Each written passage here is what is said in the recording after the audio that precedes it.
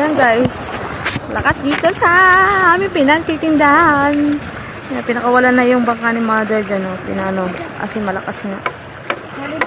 Oh, nano ka? Bilad mo? Hindi na lang. Matutuyo na pala yan eh. Matutuyo na rin.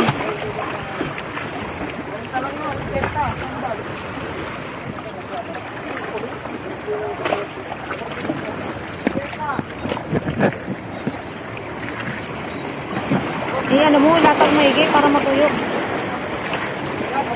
Dapat dito ang laki ng tubig. Burak 70. Ito, gintong isda kanina. Ano ko bukas, ang daming kalirit na Laki ng tubig. Magulong pa guys. Ayan naman ang dilim guys. Hindi na naman si dilim.